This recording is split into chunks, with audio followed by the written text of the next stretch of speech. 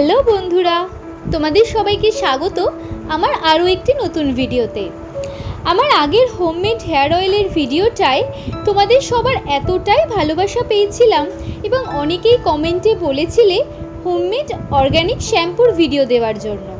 তাই তাদের জন্য এবং আমার বাকি বন্ধুদের উদ্দেশ্যে আজকের ভিডিওটা শেয়ার করলাম।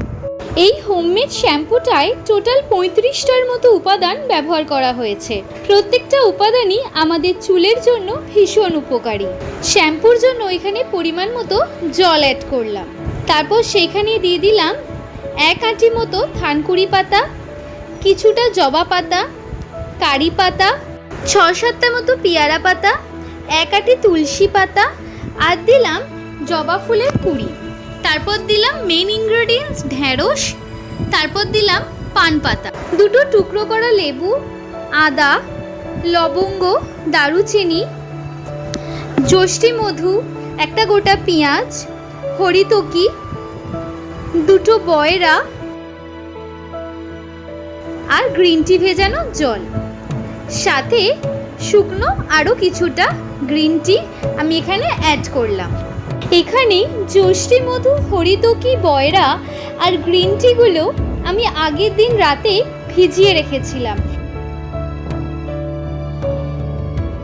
এবার আমি 3টে বড় সাইজের অ্যালোভেরা দিলাম, তারপর দিলাম কিছু ফোটা জবা ফুল, 2-3 রকমের হলে কোনো অসুবিধা নেই, আর তার সাথে অ্যাড করলাম গাঁদা ফুল।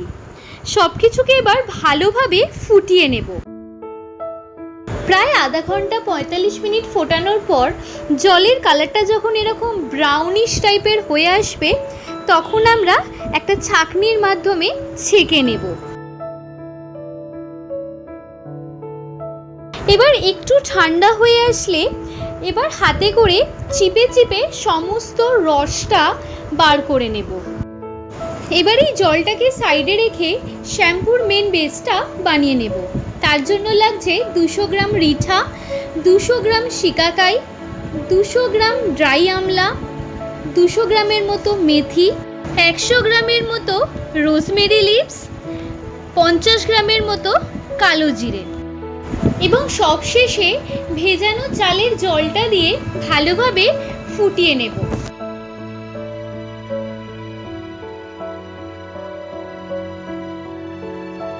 প্রায় 1 ঘন্টার মতো ফোটানোর পর আমরা এখানে প্রথমবারের মতো জলটা ছেঁকে নেব।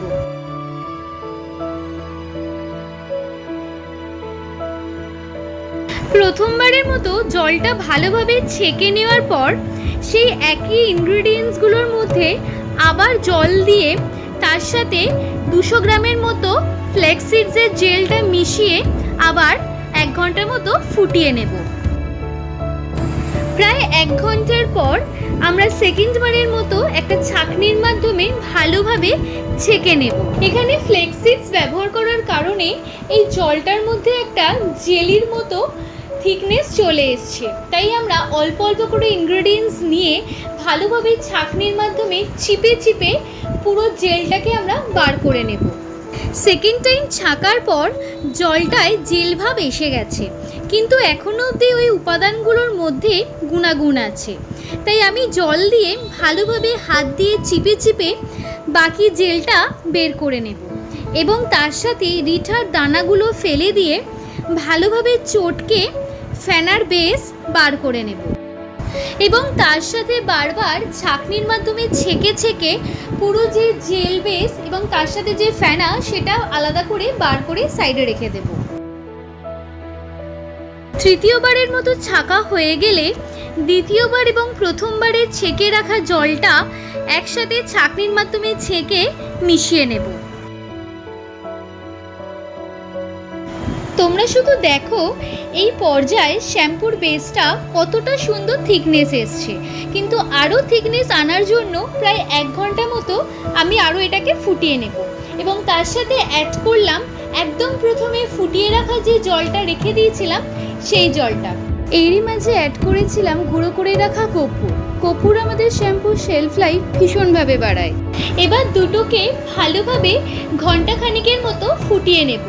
যতক্ষণ না শ্যাম্পুর মধ্যে সেই চটচটে থিকনেস ব্যাপারটা আসছে। তাই ঘন্টাখানেক পর তোমরা যখন দেখবে বাটির ঠিক তলায় জেলটা এরকম চটচটে একটা শক্ত মতো হয়ে গেছে, ঠিক তখনই তোমরা গ্যাসের নবটা বন্ধ করে ঠান্ডা হওয়ার জন্য নামিয়ে নেবে। ঠান্ডা হওয়ার পর একটা বাটিতে অল্প পরিমাণে শ্যাম্পুর বেসটা নিয়ে একটা হ্যান্ড ব্লেন্ডারের সাহায্যে ভালোভাবে ফেটিয়ে এক ঝাঁক ফোম বানিয়ে নিতে হবে। তোমাদের ফোমের কনসিস্টেন্সিটা ঠিক এইরকমই থিকনেস আসতে হবে। এবার ফোম বেসটা নিয়ে শ্যাম্পুর লিকুইড বেসের সাথে অল্প অল্প করে মিশিয়ে নিতে হবে, যাতে শ্যাম্পুর মধ্যে যে একটা থিকনেসের কনসিস্টেন্ট বা এবং ফোমের কনসিস্টেন্ট দুটোই বজায় থাকে। আমাদের হোমমেড অর্গানিক হার্বাল শ্যাম্পু একদম রেডি হয়ে গেছে। আমার ভিডিও যদি তোমাদের ভালো লেগে থাকে তাহলে প্রচুর ভিডিওটা শেয়ার করো, আর যারা আমার চ্যানেলে নতুন এসেছো তারা ঝটপট চ্যানেলটা সাবস্ক্রাইব করে পাশে থাকা বেল আইকনটা অন করে নিও। তাহলে আজকের মতো টাটা।